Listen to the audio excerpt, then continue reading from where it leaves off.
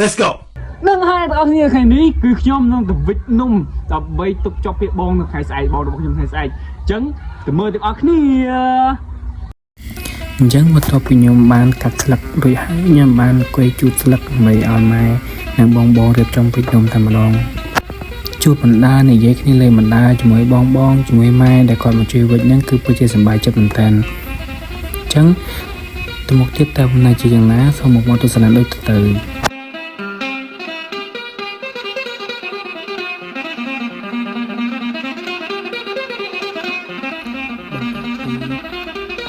ជួយស្លឹករួចហើយគឺបងឯនឹងម៉ែគឺគាត់បានចាប់តាមលេខគ្រឿងដើម្បីឲ្យ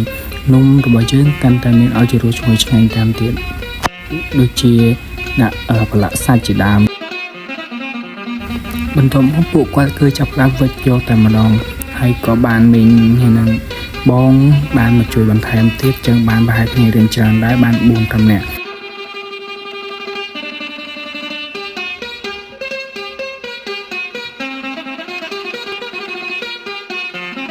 ខ្ញុំក៏បានជួយវិចពួកគាត់ផងដែរតែខ្ញុំ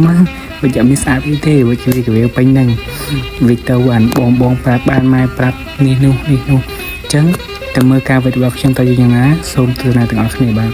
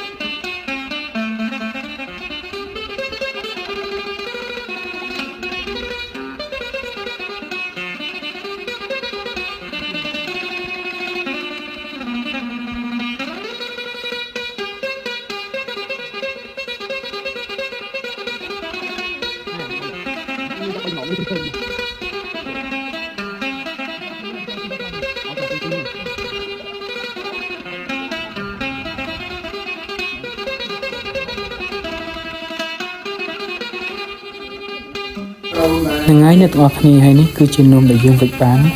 គឺរៀងច្រើនណាស់ទាំងអស់គ្នាបានមួយឆ្នាំជាងដែរទាំងនំសមចេកនំអីទៀត